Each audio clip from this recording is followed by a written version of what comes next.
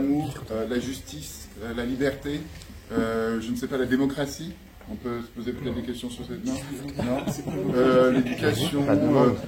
Oh ah c'est le mur que vous modulez. Si vous avez déjà vu l'émission, ça peut arriver. Donc la grande partie arrondie, on la sépare en deux. D'accord. Celle-là, elle reste là, et celle-là, elle va aller sur le rail et se mettre ici. D'accord. Au niveau du rail, là. Et le mur droit, on le reforme et on le met droit ici. Les titres de l'actualité de ce dimanche 22 septembre. Bravo.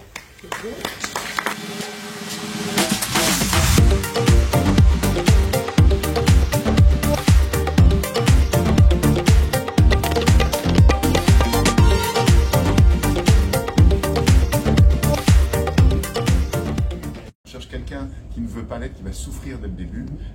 On cherche quelqu'un qui va être un excellent menteur, excellent manipulateur. Et on cherche quelqu'un qui est trop gentil ou trop pur. Et donc ça a été le cas pour Juju, par exemple, l'année précédente.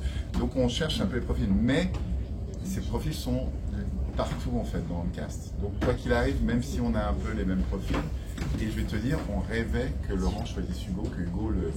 c'est-à-dire, on a rêvé que cette histoire arrive. On s'est dit, on espère que Hugo va griller Laurent, et on espère que Laurent va engager Hugo, et parce que les années précédentes, on avait toujours une personne d'un couple et pas l'autre. Et donc cette année, on s'est dit, s'il y avait les deux d'un couple, c'était beaucoup plus difficile à décider. Donc souvent, on a aussi beaucoup de chance parce que les histoires s'écrivent comme on désire qu'elles s'écrivent, tu vois.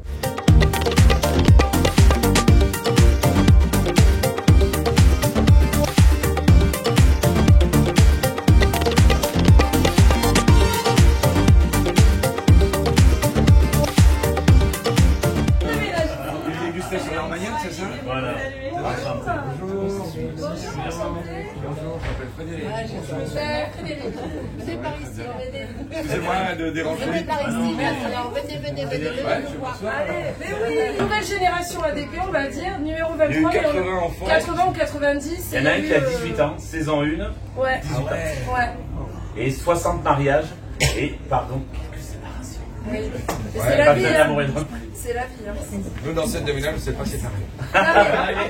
Et je trouve que le quotidien très serein dans scène de ménage est à peu près le reflet de couple oui. où en fait les femmes n'ont absolument pas de caractère.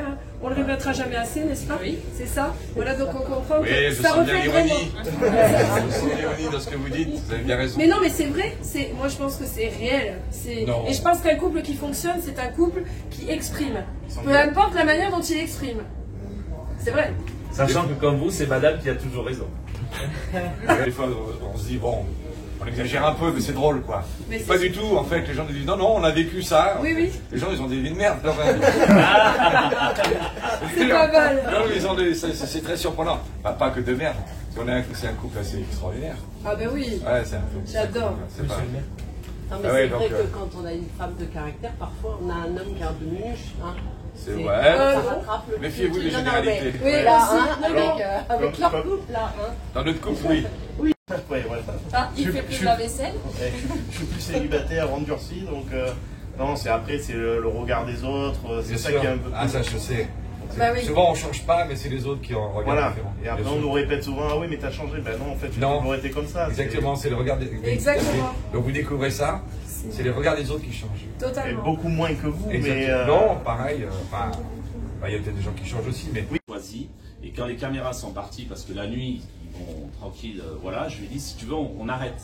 On s'est trouvé, est-ce qu'on continue avec ou sans les caméras? On a fait le choix de continuer avec. Ouais. Mais si elle m'avait dit, Pierre, j'arrête parce que ça me met trop la pression, parce que j'ai envie de vivre, voilà, un peu loin de tout ça, ben voilà, c'était le principal. Vous êtes où, vous? Alors nous sommes dans le Gers et ils sont dans le Limousin.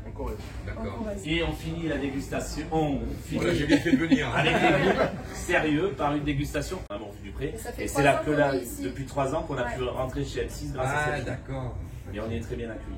Je crois que... Comment ça se passe avec Karine, le maintenant? Super. C'est l'âme de l'émission. Ouais, c'est quelqu'un de très humain. Avec tout le monde? Elle distille les mêmes conseils à tout le monde. Et donc quand les agris arrivent au portrait, ils ont tous les mêmes chances, le même accès à Karine. Après, chacun fait de son aventure ce qu'il en fait. Donc Karine donne les bons codes, elle donne ses conseils. Et après, si les gens ne le suivent pas, ben, les gens font leur chemin. Moi, je sais que pour notre part, Karine a eu un fort contact avec Pierre dès la première minute. Et on garde des liens très forts amicaux avec elle. Et alors que nous ne sommes quand sa maman est décédée, le matin, elle l'a appelée parce qu'elle l'a vue sur les réseaux, etc. Enfin, voilà, c'est des choses de vie. Et vous, c'est pareil. Nous sommes un produit du passé, saison 7 en 2012. Voilà. Et ce que je vous disais tout à l'heure, c'est qu'elle dirige une équipe qui est très... à côté des agriculteurs, ils ont 120 numéros, ces gens-là. Ils sont appelés tous les jours par des agriculteurs d'il y a 10 ans, d'il y a 7 ans, qui sont heureux, qui sont malheureux. Il y a un vrai suivi et Karine, elle veut ça. Elle dit, nous l'objectif c'est que vous avanciez dans votre démarche, même si vous ne trouvez pas tout de suite, battez-vous. Par contre, elle n'aime pas les tricheurs. Ouais, ça c'est vrai. Sans alcool, avec alcool, crème de lait à l'armagnac, jus de raisin pétillant, on déguste.